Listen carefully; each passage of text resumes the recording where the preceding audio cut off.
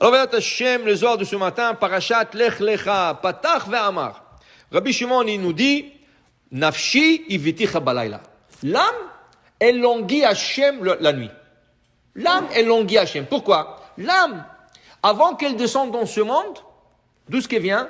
Des sphères très élevées, et elle est tachat kisei hakavod, sous le tronc céleste. Seulement, Akadosh Baruch Hu lui dit à l'âme, ma fille, il faut que tu descendes dans le monde, il faut que tu te fasses un petit compte en banque de mitzvot, et après tu remontes. Pourquoi? Le Zohar explique, la neshama, l'âme, est la honte d'Hachem, car Hachem nourrit la neshama. Il nourrit la neshama. Et maintenant, la Gemara dit, le Zohar il dit, et la Gemara, l'Yerushalmi, il explique que quand quelqu'un te donne toujours quelque chose gratuit, à un certain point, tu as honte de lui. Quand quelque chose est toujours gratuit, à un certain point, tu te réserves. Tu dis, la neshama, comme Hachem est en train de la nourrir, lui donner son manger spirituel, à un certain point, il a honte. Qu'est-ce qu'Hachem dit à la neshama? Ma fille, descends sur terre, fais-toi des mitzvot, mets tes tefillim, fais le Shabbat, mange kasher. Tu vas avoir un petit compte en banque, et quand tu vas monter, je vais te payer pour tout ce que tu as fait toi. Et là, tu as acquis ton pain, tu as acheté ton pain. Okay? Alors, la neshama, le soir, elle languit Hachem. Oui, elle est ici pour une mission, mais le soir, tu dors. Quand tu dors, tu peux pas mettre le tefillim. Quand tu dors, tu peux pas lire le schéma, tu peux pas t'asseoir dans la souka. Alors, la neshama, elle dit, maintenant je suis libre. Je vais aller visiter mon père. Avinu Shuva Shammai, mon père céleste dans le ciel. Je vais aller visiter Hachem. Nafshi, iviticha balayla. Hachem, je languis, je vais vous voir. Et là, elle veut monter. Et commence à monter. Elle commence. Dis, Rabbi Shimon Bar Yochai, t'as rasé. Mais viens, je t'enseigne quelque chose. Quand elle commence à monter, on l'arrête dans de certains niveaux. Pourquoi? Il dit d'abord, quand elle sort du corps. Le corps, il dit, tu me laisses comme ça? Là, le corps, sans la neshama, il peut quitter ce monde aussi. Alors, comment tu me laisses? Il dit non. Il dit, tahazé, viens, je t'explique, quand elle sort du corps, chadrishimu de kista de chiyuta de liba, elle laisse une petite empreinte de la neshama dans le cœur.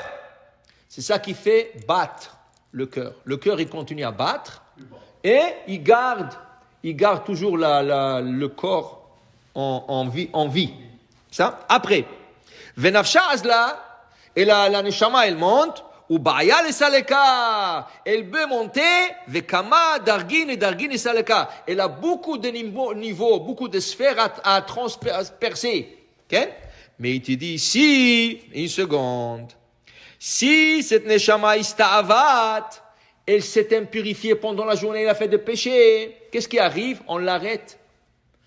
Le malachim dit, tu peux pas aller plus loin, tu dois t'arrêter ici. Si elle est pure, on lui donne plus d'accès. Plus que la neshama a fait plus de mitzvot en journée, et plus que elle ne s'est pas impurifiée ou tachée l'âme, elle monte plus haut.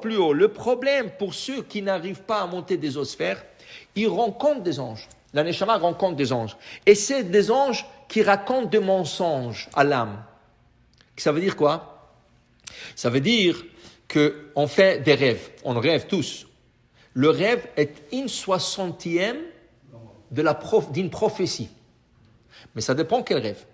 Si ton âme ne monte pas des osphères, elle reste au bas niveau du sphère. Dans ce cas, il y a des anges qui viennent se coller à elle, okay? Et